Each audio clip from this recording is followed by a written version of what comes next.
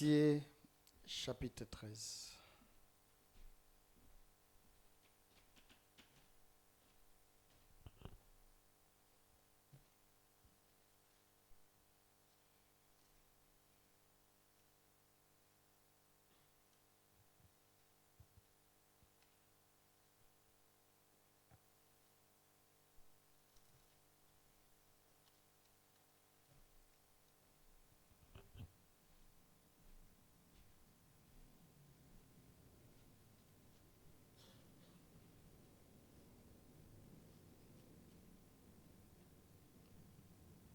Matthieu chapitre 13, verset 4.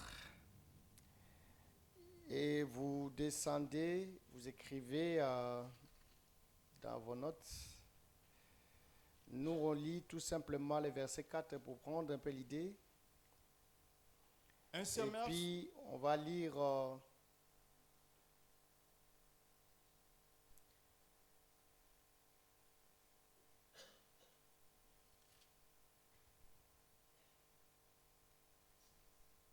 le quatrième terre, c'est quel verset? Le quatrième. Un sermeur sorti. Et 8. Tu lis le verset 4, Lisons le verset 8. 4 et 8. Un sermeur sortit pour s'aimer, comme il s'aimait, une partie de la sémence tomba le long du chemin. Les oiseaux vinrent et la mangèrent. Le verset 8.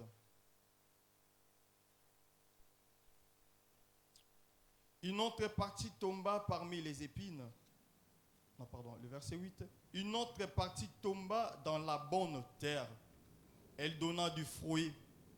Un grain 100, un autre 60, un autre 30.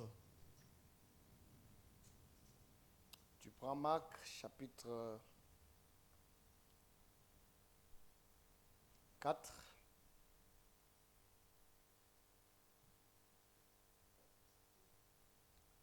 Tu commences par le verset 3. Tu écris dans tes notes.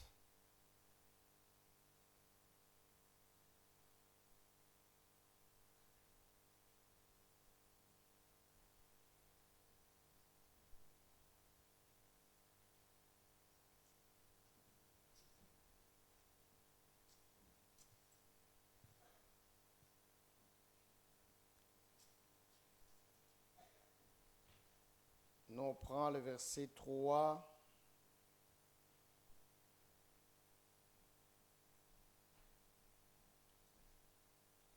et 4. Tu prends le verset 8. Écoutez, un semeur sortit pour semer. Comme il semait, une partie de la sémence tomba le long du chemin. Les oiseaux vinrent et la mangèrent. Le verset 8. Une autre partie tomba dans la bonne terre. Elle donna du fruit qui montait et croissait. Et elle rapporta 30, 60 et 100 pour un. Luc chapitre 8.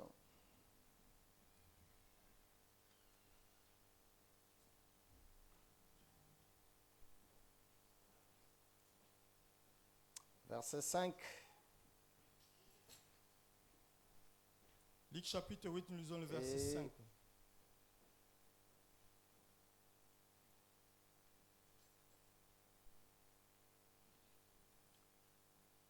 Et le verset 8. Un semeur sortit pour semer sa sémence. Comme il semait, une partie de la sémence tomba le long du chemin. Elle fut foulée aux pieds et les oiseaux du ciel la mangèrent.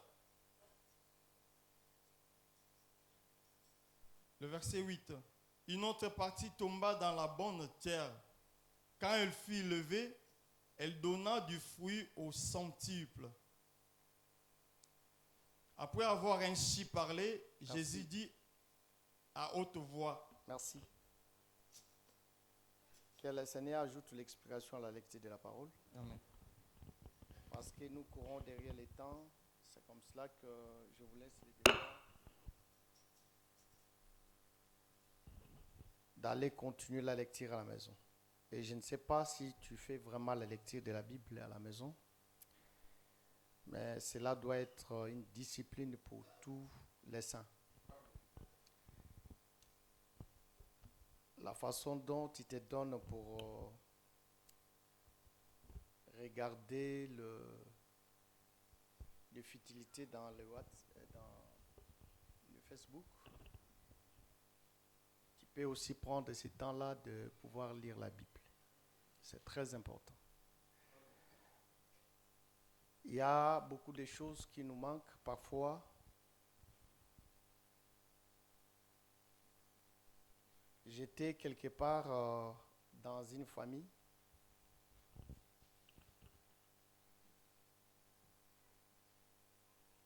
Ça, ce sont des choses qui nous manquent beaucoup. Et ça revient aussi à notre responsabilité. Mais que le Seigneur nous aide. Je suis arrivé dans une famille.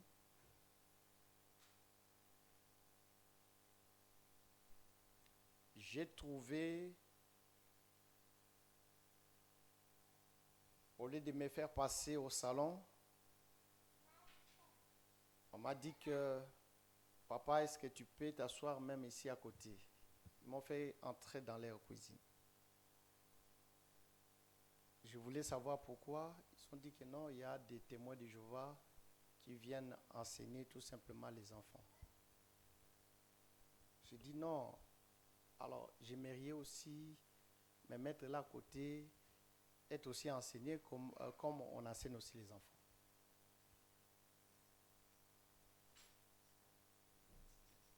Ils ont terminé. Ils ont fait aussi connaissance avec moi. Ils m'ont donné aussi l'invitation. Si je peux aller aussi participer dans leur réunion, surtout qu'ils sont en train de préparer la Sainte Seine.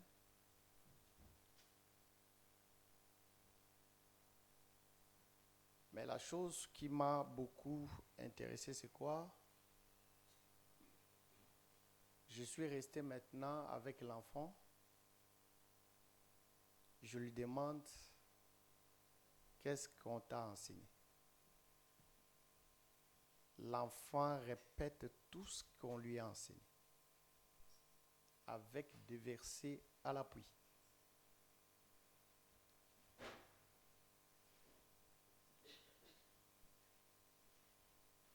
Et la chose qui m'a attiré beaucoup, j'ai dit que c'est combien de temps, depuis quel jour qu'ils viennent t'enseigner.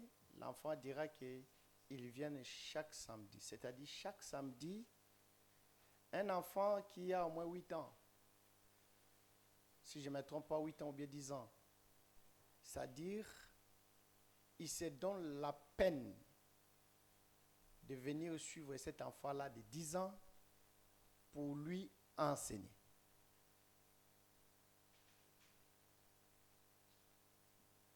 C'est que cet enfant-là, quand il va grandir, dans sa tête, il n'aura pas d'autres enseignements si ce n'est que ces enseignements-là. C'est le travail aussi que nous pouvons aussi faire.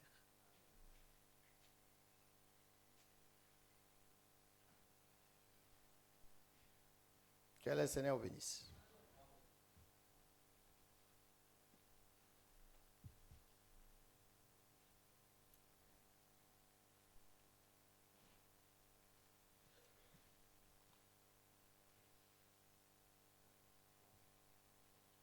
Vous savez que c'est le pasteur qui est en train de marcher avec nous. Aujourd'hui, il est absent parce qu'il a une invitation à Toulouse. C'est comme cela que nous prenons la place.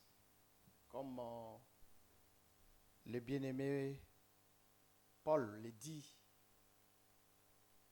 le messager peut être lié, mais le message ne peut pas être lié.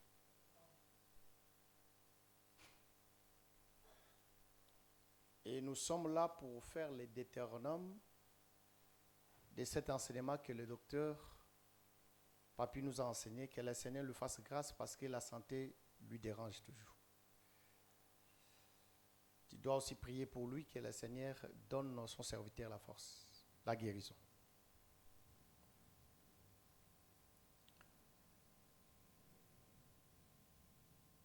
Et nous avons dit le vendredi que nous sommes en train de glaner, ramasser les grains qui étaient tombés pendant son parcours. Afin que cela puisse nous servir aussi de la nourriture. Que le Seigneur bénisse.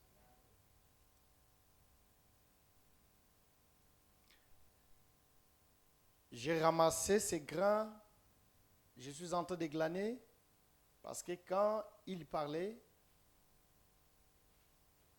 il avait touché les problèmes de Matthieu chapitre 13 au verset 4 et vous descendez.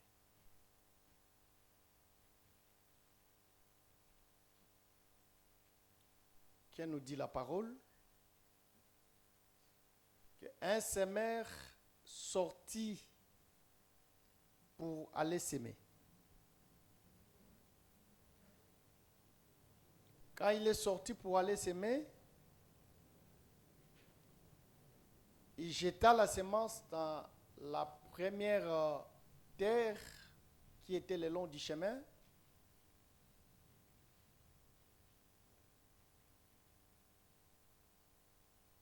Et les oiseaux du ciel sont venus, ils ont mangé cette semence. Et la semence ne pouvait pas germer parce qu'elle était tombée le long du chemin. Le semeur va avancer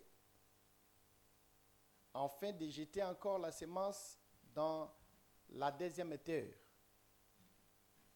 La deuxième terre, c'était un endroit rocaillé. C'était un endroit rocaillé ou bien pierré. Et la semence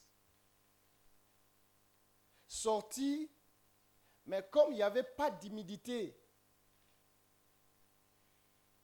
il n'y avait pas la profondeur des terres, la semence sécha au lever du soleil. Les semeurs, il ne s'est pas découragé. Il avance encore.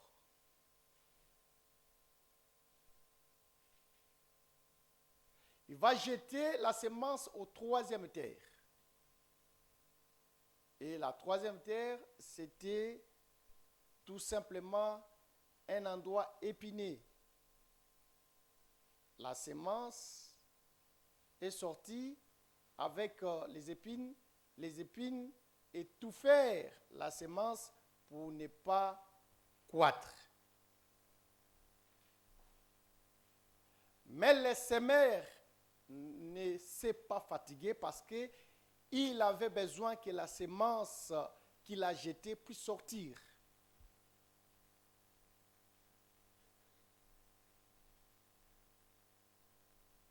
Et c'est par là, il va arriver au quatrième terre, il va jeter la semence là où la semence va produire, dans la quatrième terre.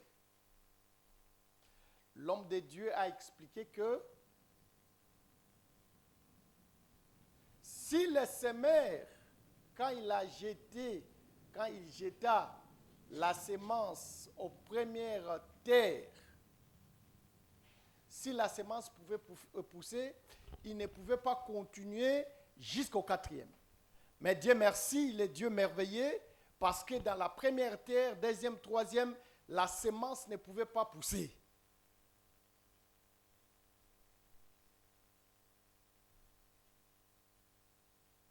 Quant à la pensée de Dieu, c'était déjà un langage que le Seigneur parlait. Parce que si ces terres-là, première, deuxième et troisième, pouvaient trouver grâce, même au premier, les quatrièmes, son intérêt ne pouvait pas être là. Or, vous savez que c'est nous, Église, qui sommes tout simplement la quatrième terre. Dieu a commencé son voyage, pas avec nous, mais avec un autre peuple.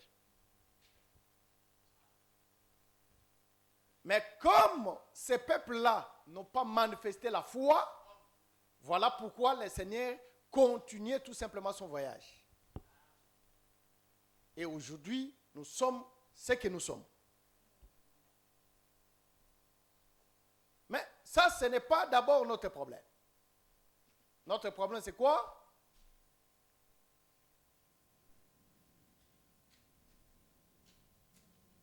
Cette quatrième terre produit la sémence, un grain 100, 60 et 30. Ça, selon Matthieu. Matthieu qui démontre que la terre a produit 100, 60 et 30.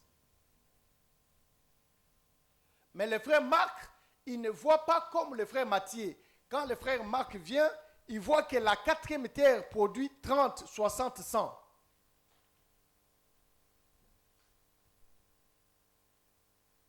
C'est pour dire que le frère Marc voit l'inverse de ce que Matthieu a vu. Mais néanmoins, tous deux, ils ont vu la même chose. Ce qui est important d'abord, que cette quatrième terre a produit.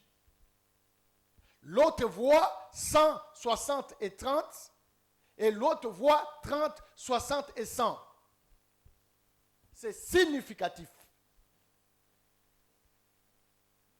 Et quand le frère Élie qui vient, toujours dans la même pensée, lui, il ne présente pas 100, 60 et 30 ou bien 30, 60 et 100, mais lui, il voit tout simplement les centiples.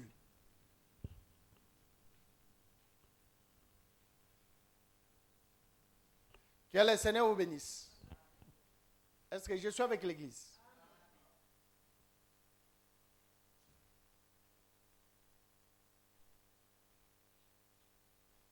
Pourquoi?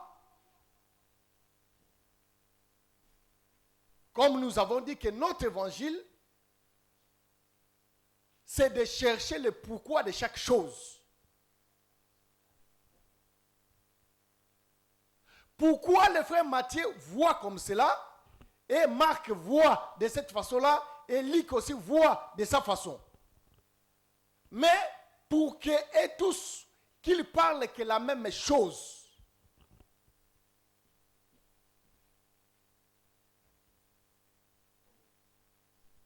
Nous avons dit que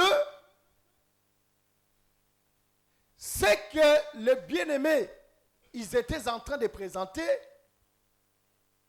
ils montraient déjà un parcours d'un tout un peuple.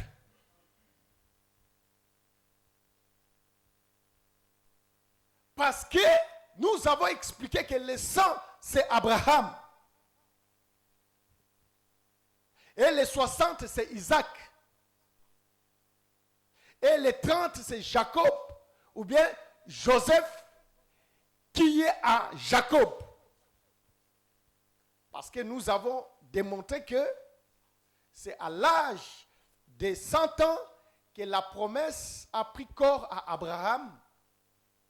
C'est là où il a vu la naissance du fils, de son fils. Et à l'âge de 60 ans, c'est là où Isaac a manifesté aussi Jacob ainsi qu'Ésaü. Et à l'âge de 30 ans, nous voyons Joseph qui se présente, qui devient un chef en Égypte. Et c'est là où on va lui donner aussi une femme. Et quand il va manifester les enfants, ces enfants-là ne seront pas à lui, mais seront à Jacob. C'est là que nous voyons tout simplement Joseph en Jacob.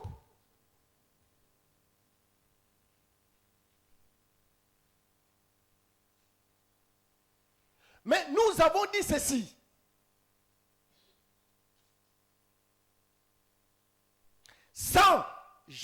Abraham, 60 Isaac, 30, c'est Jacob. C'est que c'est pour dire que les frères Matthieu, la façon dont ils voient les choses, ils montrent comment c'était par Abraham que le peuple devait aller dans la servitude en Égypte. Et pour sortir, le peuple ne devait pas sortir par Abraham, mais il devait sortir par Joseph, qui est Jacob. Voilà pourquoi les deux frères y voient différemment. Mais le frère Élie, quand il vient, il voit que bien que le peuple est sorti par Joseph, mais en réalité, Joseph se retrouve en Abraham. C'est que c'est par Abraham que le peuple est entré dans la servitude et c'est par Abraham que le peuple devait sortir. Or, le véritable Abraham, c'est le Seigneur Jésus-Christ.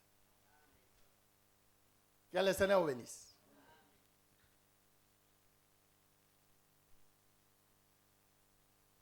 Mais cette terre qui a produit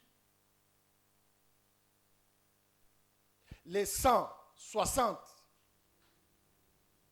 et 30, en d'autres termes, c'est une terre où on voit cette terre-là représente la maison d'Abraham. Cette terre-là représente la maison d'Abraham, où il y a l'adoration véritable. Mais suivez-moi, chers frères.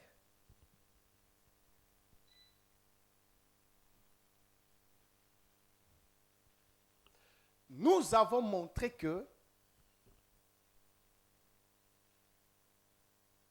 cette terre-là qui est la quatrième terre, c'est Abraham. C'est la maison d'Abraham.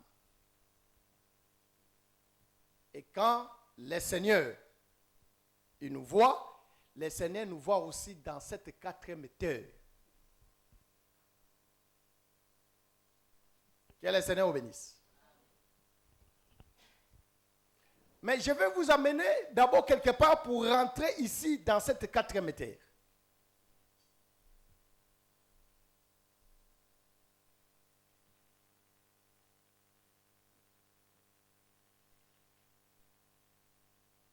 Vous savez que nous avons pris une portion de l'Écriture qui est Cantique des Cantiques, chapitre 4, au verset 4.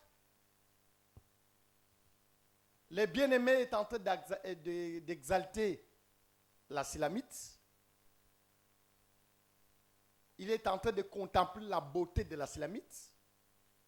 Et il est en train de chanter sur la beauté de la Silamite. C'est très important, chers frères.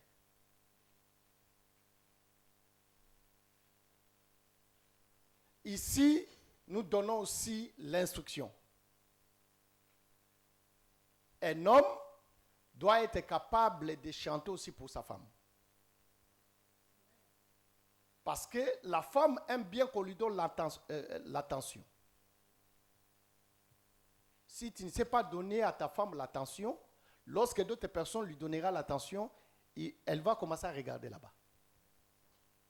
Parce que la femme aime bien qu'on lui donne l'attention. Ça, c'est très important. Je ne sais pas si l'évangile que vous écoutez vous interdit de donner l'attention à vos femmes. Parce que nous avons des frères qui sont comme des militaires. Ils ne sont même pas tendres envers leurs femmes. Mais un frère doit manifester cette tendresse avec sa femme.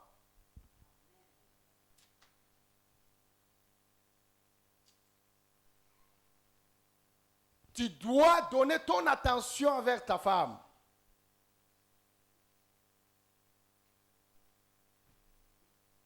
Ta femme a besoin aussi que tu lui dises, elle est belle, elle est jolie, elle sait bien s'habiller. C'est ça la femme. Et ça leur fait du bien. Que le Seigneur vous bénisse. Ta femme, tu lui as jamais donné de compliments, mais là où tu travailles, tu donnes toujours des compliments à tes collègues femmes.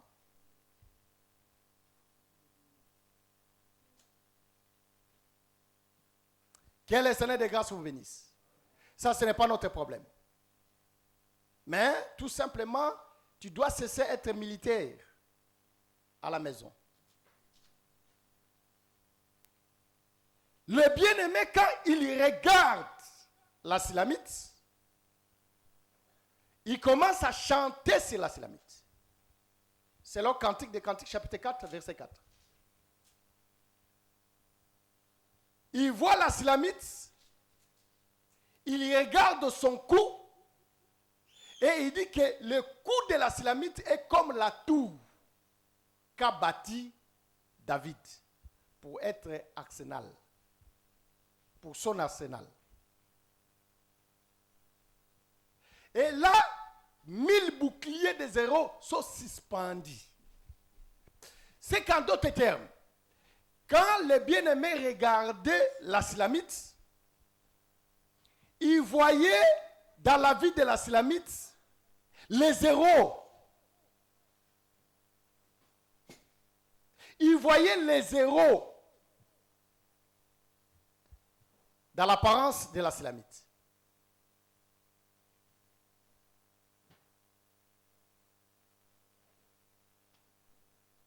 Or, nous sommes partis pour faire voir que le frère qui a écrit le livre des Hébreux, quand il commence à citer les héros, on voit d'abord le frère Abraham qui est un héros. C'est que quand on regardait la Silamite, on voyait Abraham. Quand on regardait la Silamite, on voyait Isaac. Quand on regardait la Silamite, on voyait Jacob. Quand on voyait la Silamite, on voyait Daniel, Job, ainsi que tous ces gens-là. On pouvait les identifier dans la vie de la Silamite. Que le Seigneur vous bénisse. Que le Seigneur vous bénisse.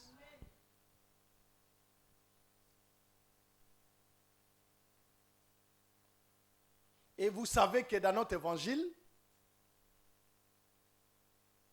Abraham, Isaac, Jacob, Job, Daniel, tous ces gens-là, ils sont que des photos. Mais véritable Abraham, Isaac, Jacob, Job, Daniel, c'est le Seigneur Jésus-Christ.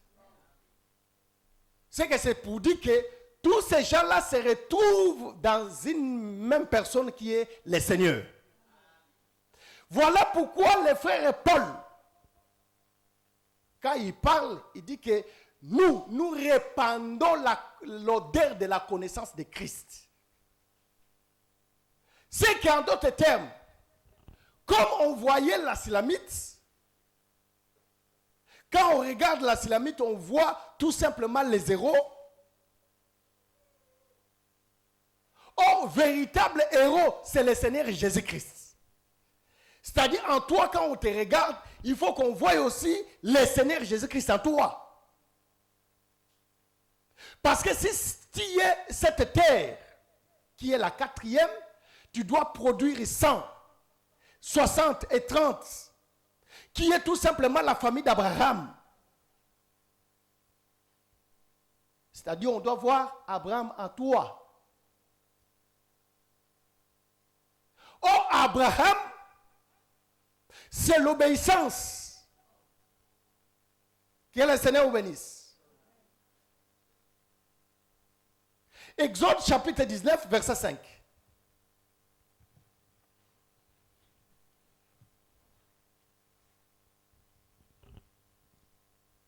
Exode chapitre 19, nous lisons le verset 5.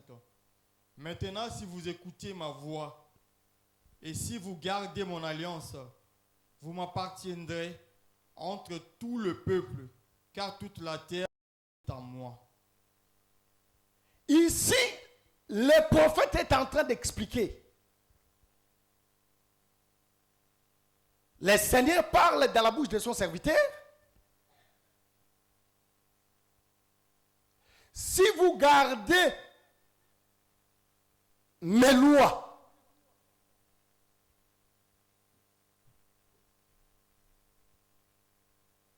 vous allez m'appartenir. Or, garder la loi de Dieu, ce n'est pas tout simplement connaître les 10 commandements. Ce n'est pas de connaître les préceptes. Ce n'est pas de connaître les ordonnances. Mais connaître la loi de Dieu, c'est connaître la loi que Dieu a donnée et le vivre. C'est ça, garder les lois de Dieu. Ou bien la loi de Dieu.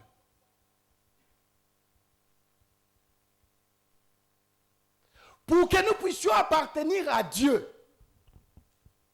nous devons être ceux-là qui gardent le commandement. Or, garder le commandement, c'est vivre la parole. C'est vivre l'obéissance de la parole. Parce qu'Abraham était l'obéissant. Il était obéissant.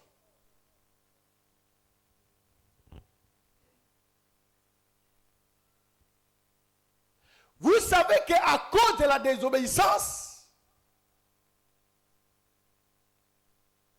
Adam avait perdu sa richesse. Adam avait perdu la maison. Ou bien les jardins. C'était à cause de la désobéissance qui a fait que Dieu puisse fermer les jardins. Et Adam est sorti à l'extérieur. Que le Seigneur vous bénisse. En d'autres termes, qu'est-ce qui a fait fermer les jardins? C'était la désobéissance. C'est la désobéissance qui a fermé la porte du jardin. Adam ne pouvait plus retourner parce qu'il avait désobéi.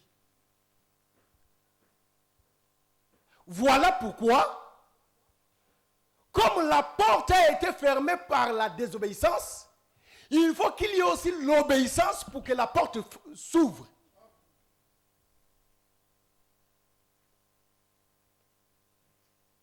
Or, le frère Jérémie, il est en train d'expliquer que on a cherché celui qui pouvait obéir dans tous les pays, on n'a pas trouvé.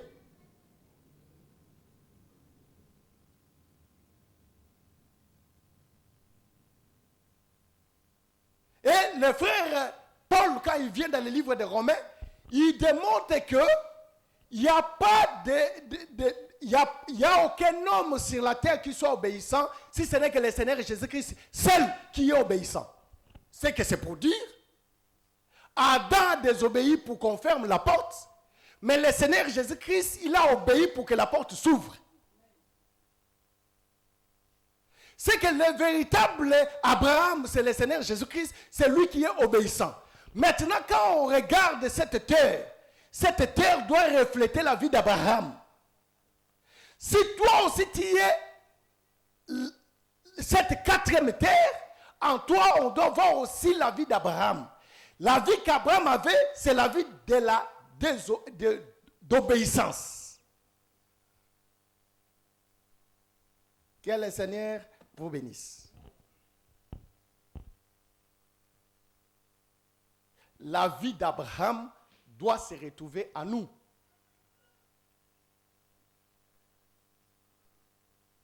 La vie d'Isaac doit se retrouver à nous. La vie de Jacob doit se retrouver à nous.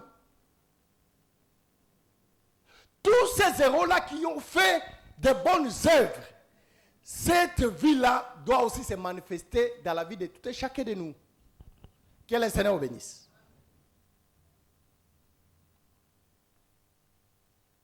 Remarquez, chers frères, là où nous avons lu dans 2 Samuel, chapitre 3.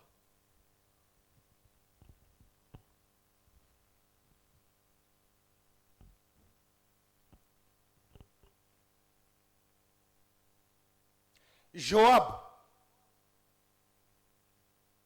Abishai, Azaël, ce sont les frères. Ce sont des frères de la même famille.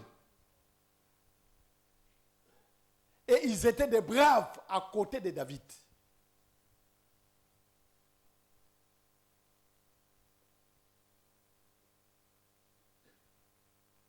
Une chose qui est vraie, la victoire que David a aussi remportée,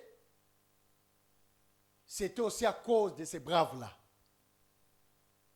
Mais lorsqu'il faisait des exploits, il ne présentait pas que ce sont eux qui faisaient des exploits, mais il représentait tout simplement David. C'est très important. Que le Seigneur bénisse. C'est très important. À tout le temps qu'ils faisaient des exploits, ils étaient effacés pour que David soit toujours devant, comme c'est lui qui a combattu. Voilà pourquoi, même lorsqu'on a voulu tuer David, Israël avait pris la décision de ne plus laisser David aller à la guerre, de peur que la lampe de l'Éternel puisse s'éteindre. Mais bien que ceux qui allaient à la guerre, quand ils remportaient la victoire revenait toujours à David. Que le Seigneur vous bénisse. C'est ça exactement. Aujourd'hui dans la bataille, le Seigneur a mis ses serviteurs.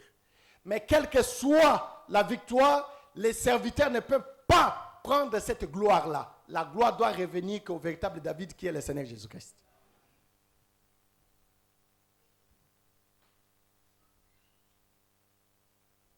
Et je disais que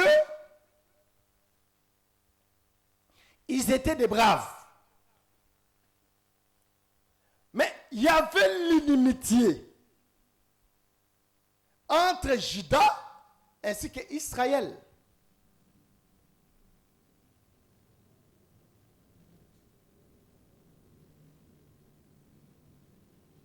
Israël était conduit par Saoul. Juda était conduit par David.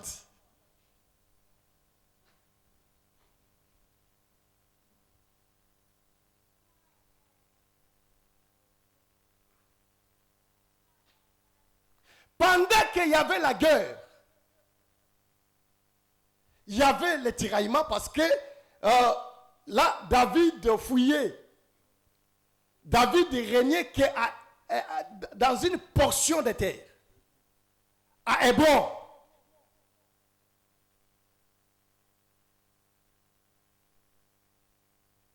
Mais tout Israël restait là-bas. David ne régnait pas sur tout Israël.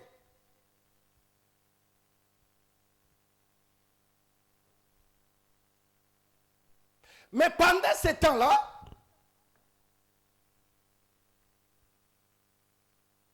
Abner était celui qui était avec Saoul.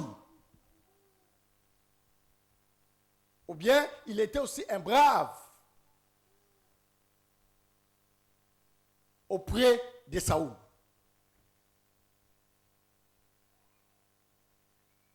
Et quand Saoul n'était plus,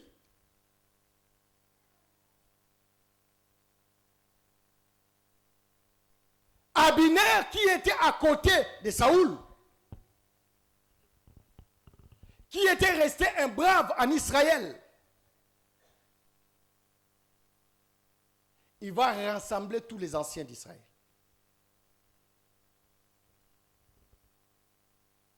Il va dire que David doit régner sur nous.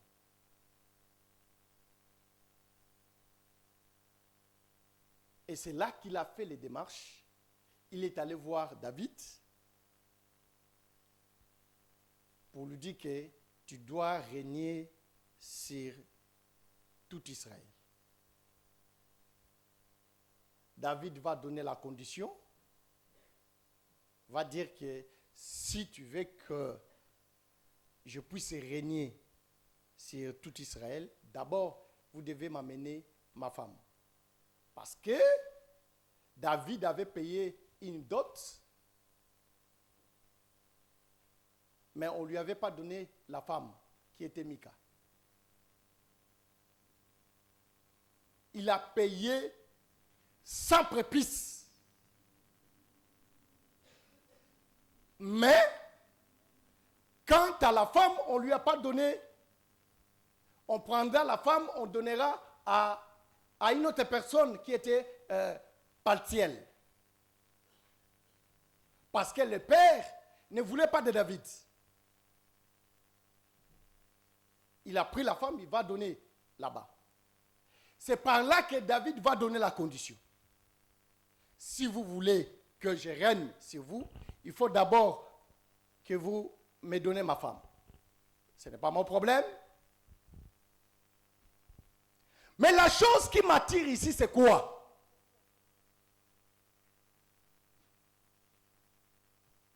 On va ordonner, on va donner à David ce qu'il voulait. David va prendre maintenant Israël et Juda. Il va mettre cela ensemble pour qu'il commence à régner. Qui a fait qu'il y ait la réconciliation entre Juda et Israël? C'est Abner. Mais pendant qu'il y avait le combat, pendant qu'Abner était encore à côté de Saoul, un jour il y avait bataille. Abner, comme il était le corps d'armée de Saoul, il avait fait tomber les frères de Joab et Abishai qui étaient à Azaël.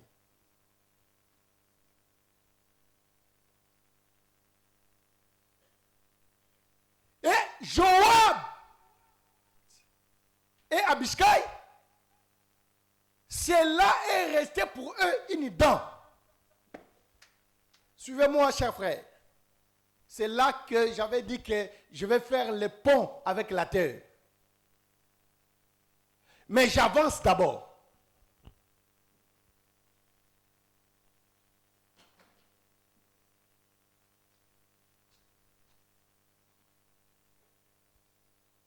Abner est venu, il a fait la réconciliation. David était très content. Pendant qu'il faisait cette réconciliation, et pendant qu'on a fait aussi la fête pour lui, Joab et Abishai et les autres, ils étaient allés faire l'excursion. Quand ils rentrent, ils vont apprendre que Abner était là. Il était avec le roi David. Ils ont parlé et David a renvoyé Abner dans la paix. Joab, comme il avait la haine en lui, il a dit au roi David, mais pourquoi tu as réussi cet homme-là? Et tu lui as renvoyé aussi en paix. Tu ne pouvais pas faire cela. Parce que cet homme-là, bien qu'il est venu auprès de toi, ça c'est le mascarade. Il va chercher à te tuer. Mais David n'était pas de même avis que Joab. C'est par là que Joab va venir. Il va envoyer des messagers auprès de Abner. Comme si David avait besoin de lui. Quand Abner va venir, parce qu'il lui avait renvoyé à Hébron, là où lui il était. Quand les messagers sont partis, ils vont ramener Abner. Avant que Abner puisse voir même David, Joab et Abishai vont récupérer Abner. Ils vont lui amener à l'écart. Et ils vont tuer Abner. la nouvelle va arriver chez David qu'Abner est mort. Parce que tout le peuple, comme Joab avait envoyé des messagers, tout le peuple savait que comme les messagers étaient partis appeler Abner au nom de David, ils savaient que c'est David qui était l'auteur de la mort d'Abner. Quand Abner est mort. C'est par là que David va commencer à pleurer. Devant le cercueil d'Abner. Et il va commencer à faire une complainte. Et la complainte de David, quand David faisait la complainte, cette complainte-là faisait pleurer aussi le peuple. Et c'est par là que le peuple a compris que ce n'était pas David qui avait l'auteur de la mort d'Abner. Mais c'était Joab. David commençait à pleurer. Que le Seigneur vous bénisse. Que le Seigneur vous bénisse. David est un homme fort.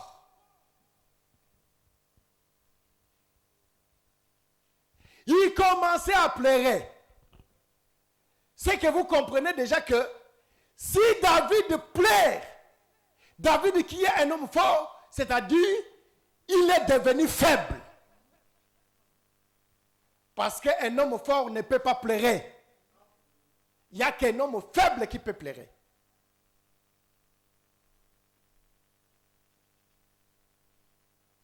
Mais qu'est-ce qui a rendu David faible? C'est la mort d'Abner. C'est la mort d'Abner qui a rendu David faible. David qui était un homme fort.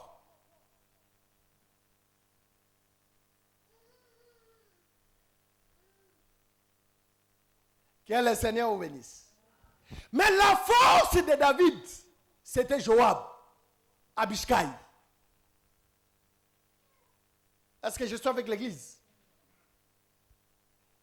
C'était Joab qui était la force de David. Parce que c'était lui qui était le brave.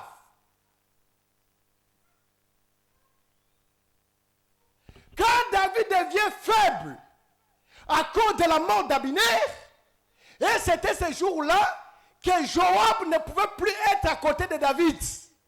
C'était aussi la fin du succès de Joab. Est-ce que ceux qui aiment bien la parole, ils voient déjà la chose? J'ai dit ceci. La mort d'Abner rend David faible et c'est la fin aussi de Joab.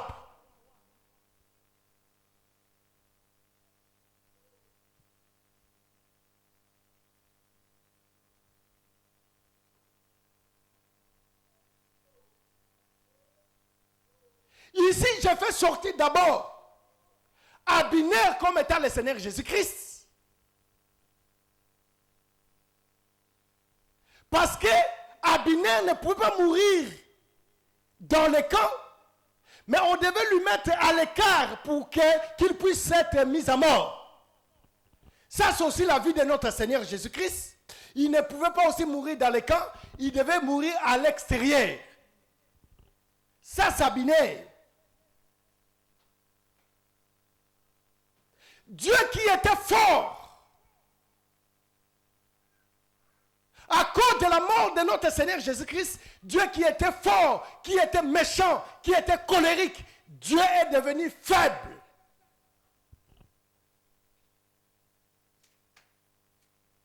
À cause de la mort d'Abner, qui est le type de notre Seigneur Jésus-Christ. Cela fait que Dieu qui était rigoureux, il est devenu faible.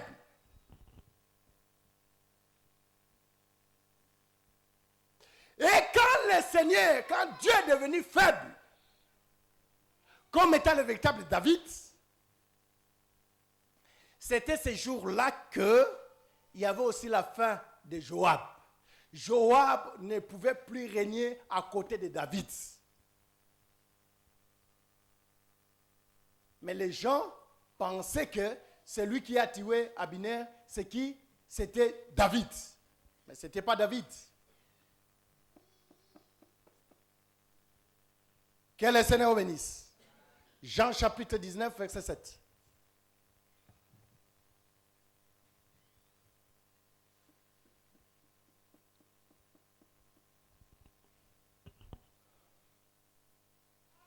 Jean 17, verset 7.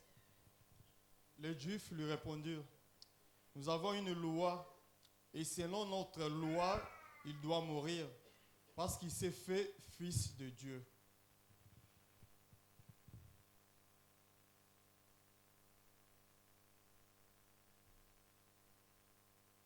Les Juifs répondirent, il doit mourir selon notre loi. Vous comprenez que qui avait tué le Seigneur Jésus-Christ, c'était la loi qui avait tué le Seigneur Jésus-Christ. Or, Joab ici est le type de la loi qui avait tué Abner. Et le jour qu'Abner mourait, c'était aussi la fin de la loi. Quand le Seigneur Jésus-Christ est mort sur la croix de Golgotha, c'était aussi la fin de la loi. La loi a tué le Seigneur et la loi aussi, on a mis fin à la loi. Et c'est ça qui a rendu le Seigneur faible. Que le Seigneur de gloire vous bénisse. Mais qu'est-ce qui m'a amené là-bas pour prendre une instruction? Parce que nous sommes au 4e terre, chers frères. Dans la 4e terre, il faut qu'on voie la vie d'Abraham.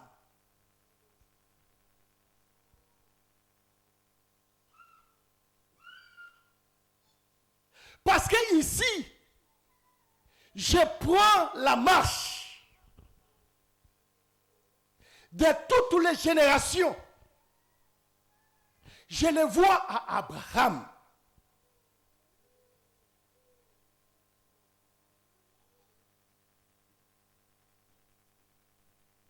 Je le vois à Abraham. Que le Seigneur bénisse. Je vois toutes les générations en Abraham. Chers frères, l'Écriture doit nous donner une instruction. Ce qui s'est passé avec Joab. Que le Seigneur de grâce vous bénisse. Que le Seigneur de grâce vous bénisse. Mais regardez, chers frères. Parce que vous savez que selon le frère Paul dans le livre des Thessaloniciens, Thessaloniciens chapitre 1, verset 2, 7, tu peux lire, mon frère. Chapitre 2, verset 7. Mais nous avons été pleins de douceur au milieu de vous. Non, ce n'est pas ce que je cherche. Thessaloniciens chapitre 2, verset 7.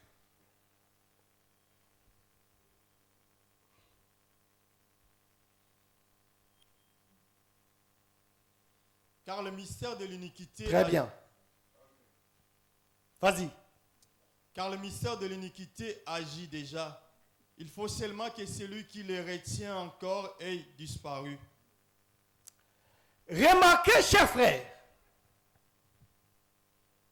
le mystère de l'iniquité agit déjà.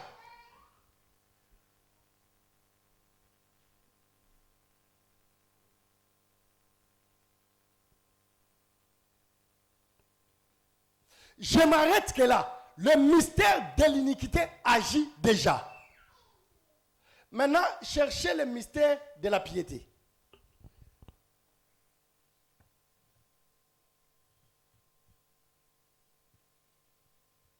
C'est 2 Timothée. Combien?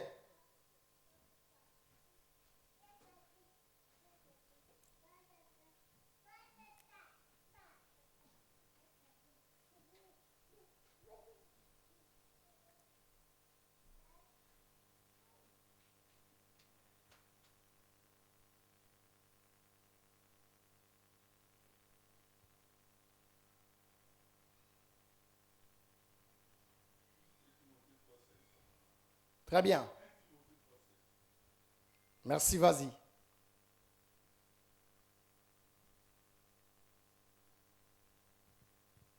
Suivez-moi, je vais ramasser quelque chose là-dessus. Et sans contredit, le ministère de la piété est grand. Celui qui a été manifesté en chair, justifié par l'Esprit, vu des anges, prêché aux gentils, cru dans le monde, élevé dans la gloire. Que le Seigneur soit loué. Amen. Il y a le mystère de l'iniquité et il y a aussi le mystère de la piété.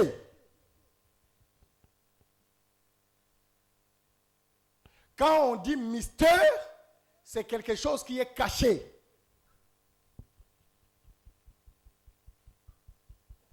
Que le Seigneur de gloire vous bénisse. Que le Seigneur vous bénisse. Suivez-moi bien. Dieu agit dans le mystère de la piété, mais le diable, il agit dans le mystère de l'iniquité.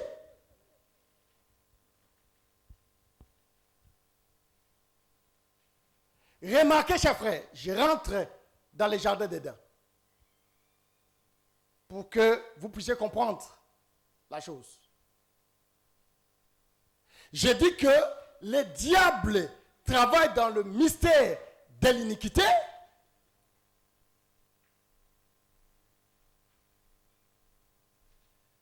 mais le Seigneur travaille dans le mystère de la piété.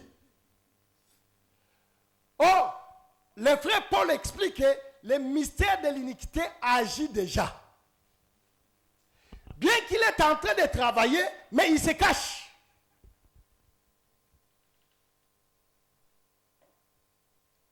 Il présente un enseignement. Au lieu de se dévoiler, mais il se cache derrière les enseignements. Il se cache derrière la parole. Comme un frère pouvait dire. Aujourd'hui, ceux qui faisaient la magie, tout consort, tous ces gens-là, ils ne sont plus dans la rue. Aujourd'hui, ils se sont cachés derrière la parole, au nom de Jésus. Aujourd'hui, tu verras même un féticheur, il dit que j'ai guéri au nom de Dieu. Il se cache derrière le nom. Voilà pourquoi j'explique que le mystère de l'iniquité agit. J'ai amené ça maintenant dans le jardin. Je ramène les choses là-bas. Pour que vous puissiez bien comprendre. Le Seigneur est venu. Il a dit à l'homme,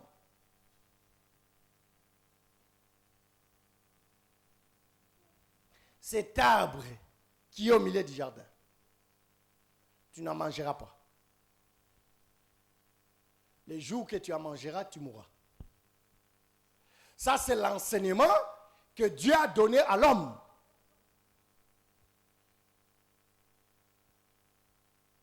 Mais quand le diable est venu, le diable à son tour, il ne s'est pas servi d'une autre écriture, d'une autre parole. Seulement la parole que Dieu avait donnée à l'homme, le diable prend cette parole-là, il transforme cette parole. Il dit que Dieu vous avait dit de ne pas manger et de ne pas toucher? Dieu sait que le jour que vous en mangerez, vos yeux seront ouverts. Et vous serez comme lui. Voyez-vous?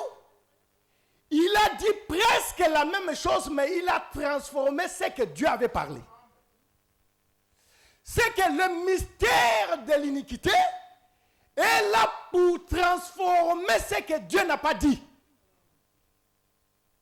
Le mystère de l'iniquité est là pour transformer l'enseignement de Dieu. Que le Seigneur vous bénisse. Que le Seigneur vous bénisse.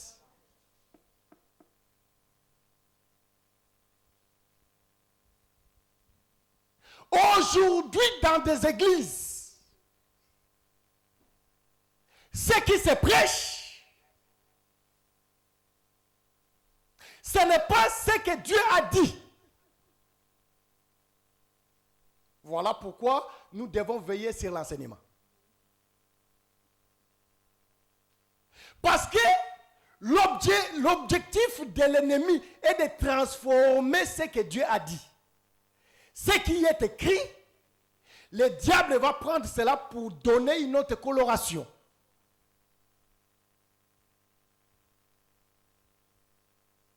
Mais Dieu merci. Parce que les fils d'Abraham, ils resteront toujours sereins devant l'enseignement. Les fils d'Abraham ne peuvent pas être séduits. C'est-à-dire, l'ennemi est là pour transformer ce que Dieu a apporté à son peuple. C'est pour dire que je change la couleur pour montrer que ce que Joab a fait, il a fait quelque chose que David n'avait pas dit. Ce n'était pas le poussé de David, mais c'était la haine qui était en lui. Il voulait venger. Ah, là, je comprends directement que la vengeance de Joab, dans une autre couleur, dans la doctrine, cette vengeance-là ne peut pas être sanctifiée.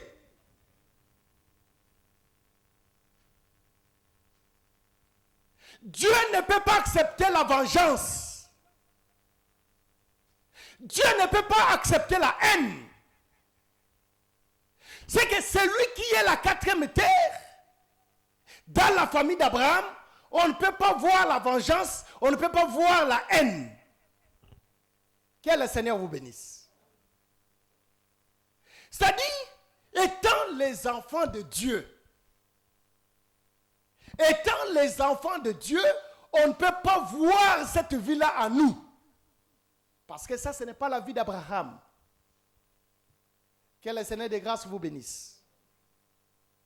Mais ce qu'on doit voir à cette quatrième terre, dans cette quatrième terre, qui est la famille d'Abraham, c'est tout simplement la vie qui est tout simplement l'amour. L'amour doit régner parmi nous. Que le Seigneur vous bénisse.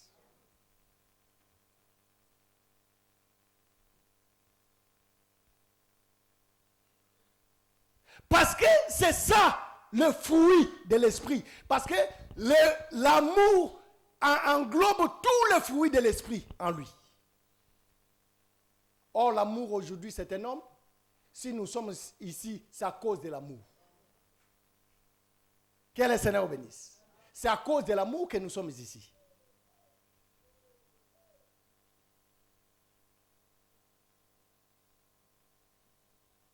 Chers frères, remarquez.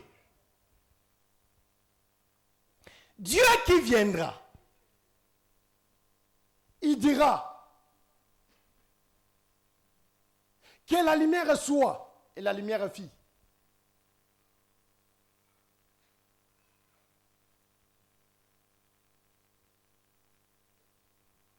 Dieu a commencé à créer depuis les premiers jours jusqu'au 5e jour. Dieu parlait. il parlait.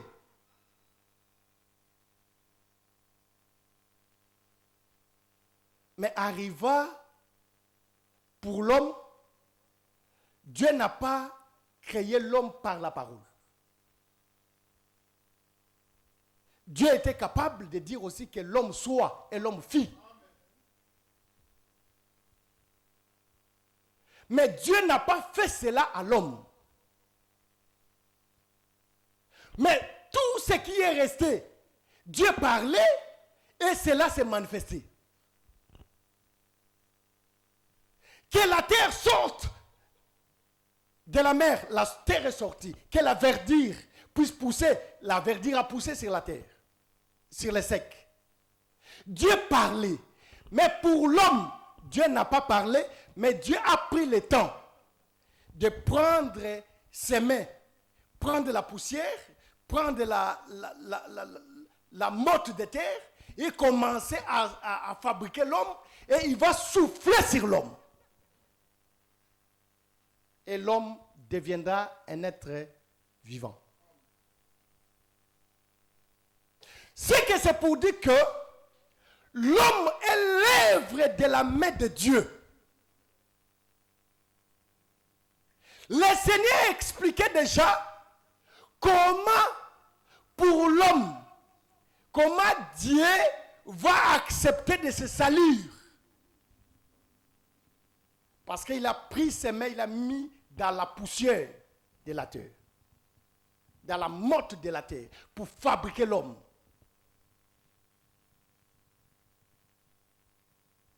C'est par là que je vais faire voir à quelqu'un d'abord. Comme le pasteur Badimon expliquait, tu n'es pas n'importe qui. Mais tu as de la valeur aux yeux de Dieu. Voilà pourquoi Dieu, il a accepté de se salir à cause de toi. Dieu ne sait pas se salir à cause des arbres.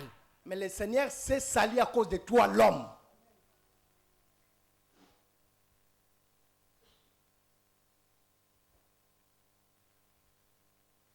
Voilà pourquoi nous sommes en train de chasser tout simplement la vengeance de Joab. Joab avait la haine. La haine, ce n'est pas la semence du fils d'Abraham. La vengeance, ce n'est pas la semence des fils d'Abraham. Voilà pourquoi nous disons toujours à cet évangile. Parfois, les gens peuvent nous comprendre mal. Ce n'est pas à toi à maudire tes ennemis. Tu ne peux pas maudire tes ennemis. Mais tu dois que bénir tes ennemis. Mais regardez aujourd'hui dans les familles. Toi tel que tu es là. Parfois tu ne te parles pas, même avec tes propres sœurs. Toi tel que tu es là. Même tes propres sœurs, tu ne parles pas avec eux. Mais ici, tu es notre sœur. Tu es notre frère. Non, ça, ce n'est pas l'évangile de Jésus. Et tu viens ici, tu sers aussi Dieu. Parce que servir, ce n'est pas tout simplement celui qui passe ici qui prêche. Mais nous tous, tels que nous sommes ici, nous sommes des servants devant le Seigneur. Parce que le Seigneur nous a fait un royaume de sacrificateurs.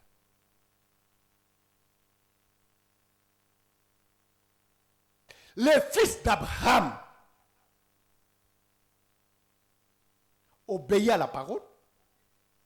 Ils ont l'amour en eux. Que le Seigneur vous bénisse. Que le Seigneur vous bénisse, chers frères. Si nous pouvons comprendre cela, nous serons une église sainte. Le fils et le fils d'Abraham sont des gens qui obéissent à la parole. Chers frères, et sœurs, je vais vous dire que vous n'êtes pas de n'importe qui. Vous avez de la valeur aux yeux de Dieu. Mais Dieu qui a fait d'Abraham que nous allons dans la servitude et d'Abraham aussi que nous sortions dans la servitude pour nous faire ses esclaves. L'obéissance à la parole, c'est que Dieu dit. Tu le vois difficile parce que tu n'as pas encore aimé la parole. C'est comme ça que tu as des difficultés à appliquer la parole. Je te dis, quand tu aimeras la parole, tu ne verras pas que c'est que la parole te demande que c'est dur. Ça ne sera pas dur. Tu vois ça, c'est dur parce que tu n'as pas encore aimé la parole.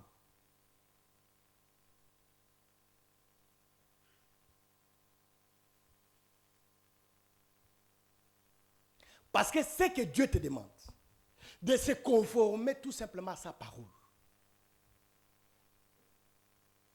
Cela est dur parce que tu donnes encore la place à la chair. Que le Seigneur vous bénisse. Luc chapitre 2.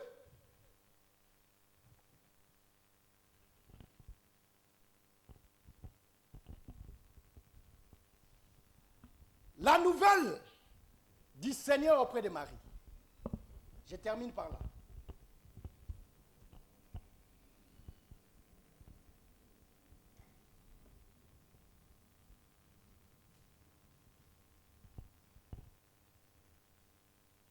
Je termine par là.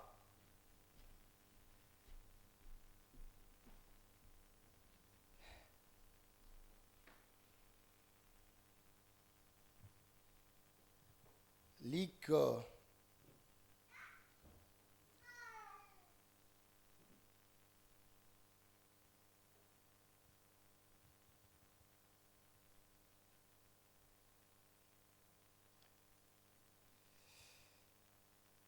La nouvelle de l'ange auprès de Marie.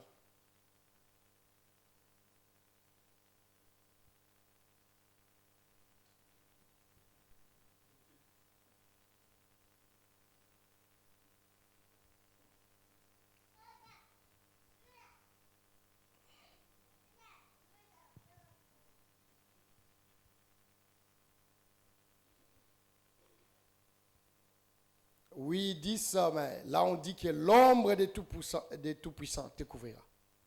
Mais l'ange leur dit, ne craignez point, car je vous annonce une bonne nouvelle, qui sera pour tout le peuple le sujet d'une grande joie.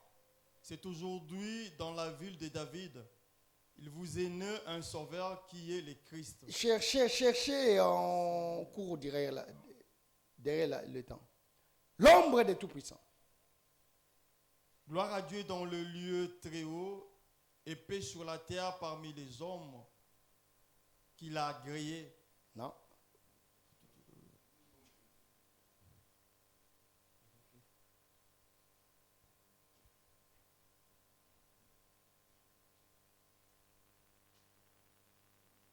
Il n'y a pas de lecteur de la Bible.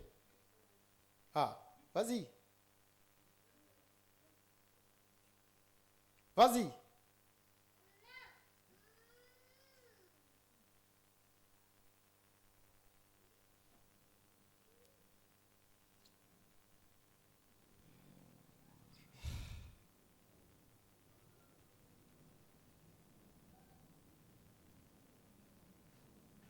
C'est lit combien?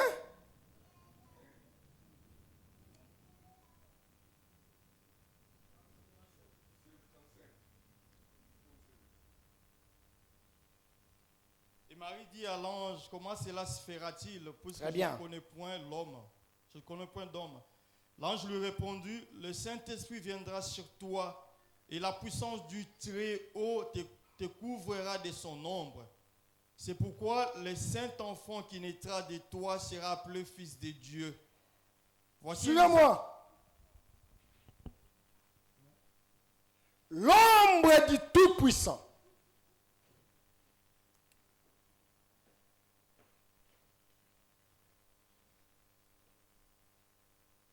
L'ombre du Tout-Puissant. L'ange lui répondit. Le Saint-Esprit viendra sur toi et la puissance du Très-Haut te couvrira de son ombre.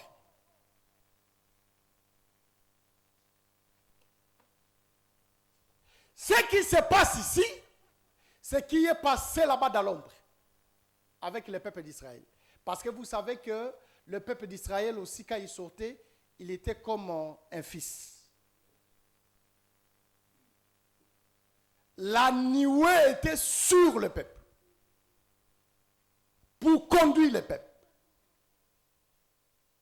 Or, la nuée qui couvrait le peuple, c'était Dieu lui-même. Et avec la sœur Marie,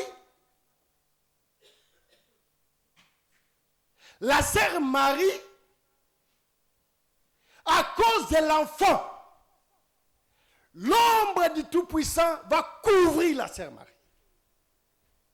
C'est-à-dire, la sœur Marie était une portion de terre dont l'ombre devait lui couvrir. Est-ce que je me fais comprendre? Si nous sommes aussi la quatrième terre, il faut que l'ombre nous couvre. Pourquoi l'ombre doit nous couvrir? L'ombre doit nous couvrir parce que nous avons un fils. C'est le fils qui fait que l'ombre du Tout-Puissant soit sur nous. Or, l'ombre du Tout-Puissant, c'est ça même la protection. Parce que la nuée qui conduisait le peuple, c'était ça qui était le guide pour le peuple. Est-ce que je me fais comprendre, chers frères? Je vais dire ceci. Si tu as l'ombre du Tout-Puissant, si tu as l'ombre de Dieu sur toi, c'est à ce moment-là que tu seras protégé, tu seras une portion de terre qui est protégée.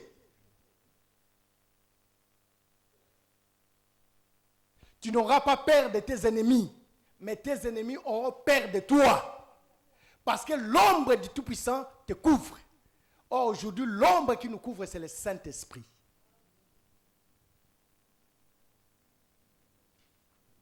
Qui est matérialisé aujourd'hui par la parole. Quand tu as la parole, tu es protégé par Dieu. Marie ne pouvait pas savoir comment la grossesse pouvait venir. Mais c'était par l'ombre du Tout-Puissant. C'est que tu es en train de chercher. Si l'ombre du Tout-Puissant te couvre, tu auras la réponse à tes questions. Tu auras la guérison à ta maladie. Il n'y a que l'ombre qui peut te couvrir. Mais si seulement si tu es la terre qui s'appelle Marie.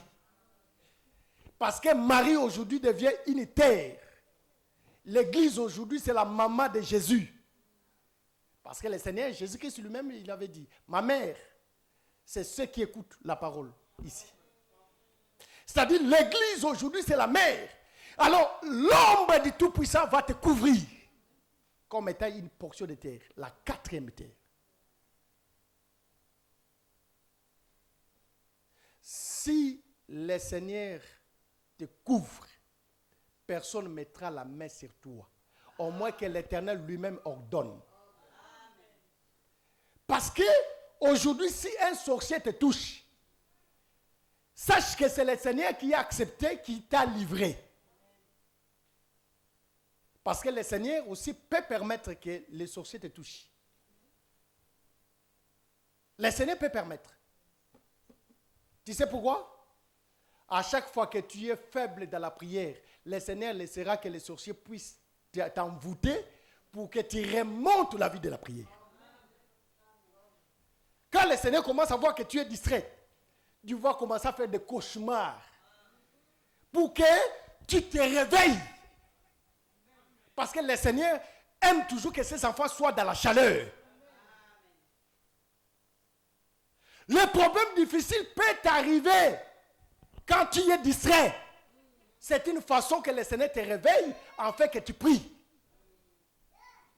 Imagine-toi quand tu rêves la nuit, que ta tante est en train de t'étouffer. Comment tu vas te réveiller avec la force de la prière? Au nom de Jésus, au nom de Jésus.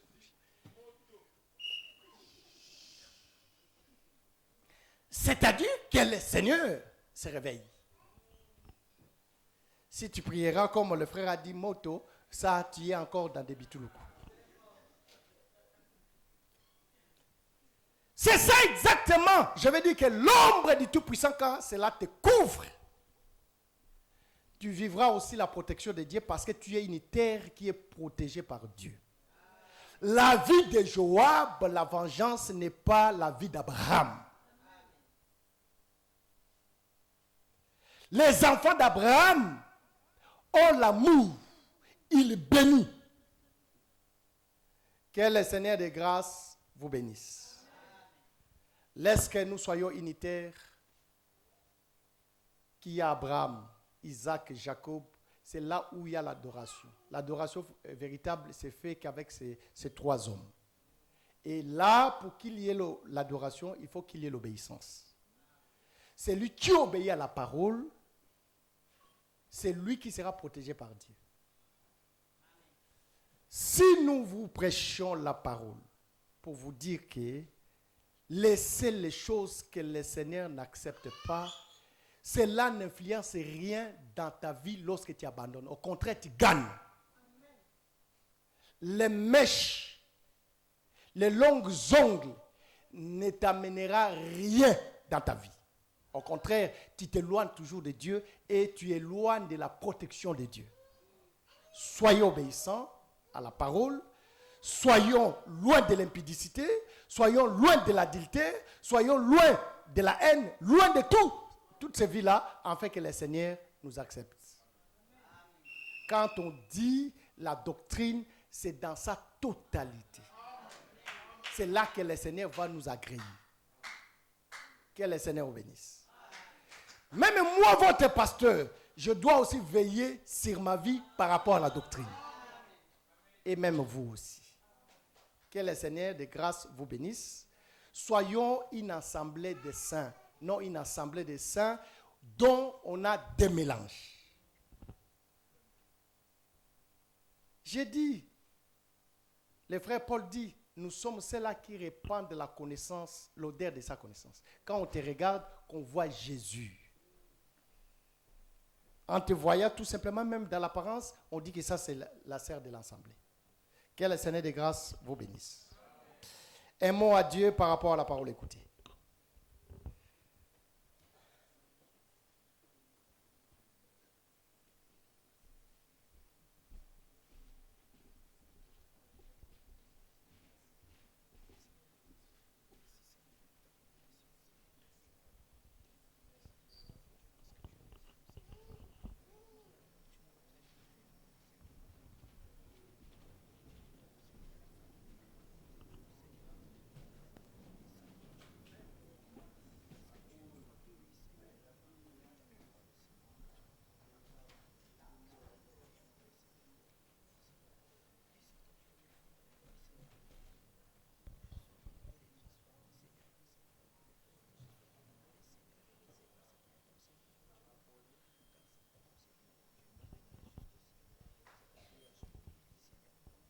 Que ton amour se manifeste, Seigneur, et Dieu donne-nous la capacité d'appliquer cette parole.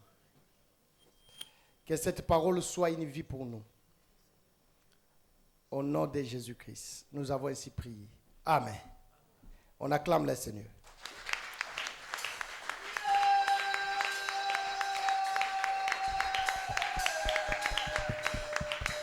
Merci. Sans plus tarder, nous passons au service d'offrande. Nous chantons avec le frère. Ouvrez le panier. Ouvrez les paniers. Frère Mathieu, ouvrez les paniers et on passe dans le service d'offrande.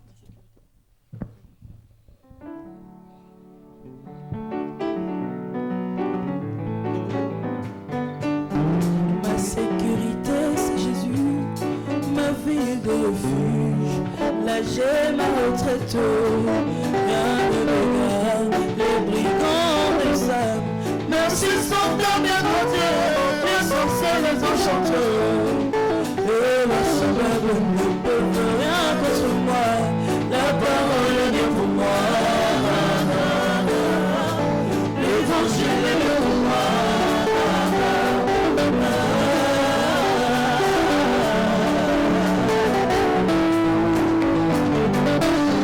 Ma sécurité, c'est Jésus.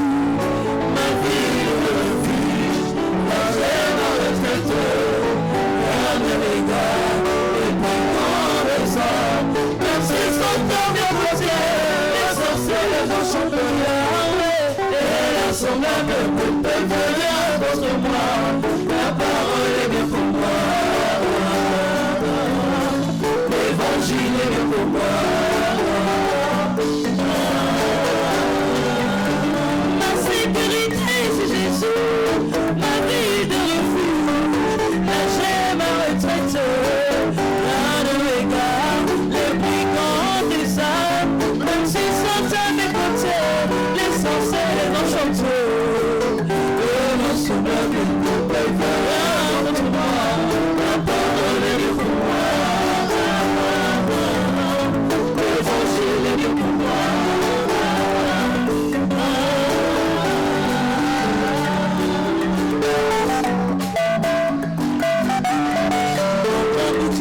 C'est Jésus, ma grande épée, c'est la parole. Elle est ma victoire, je chante d'Israël, les hommes de Maria. Défends ma cause, quand je porte ton nom.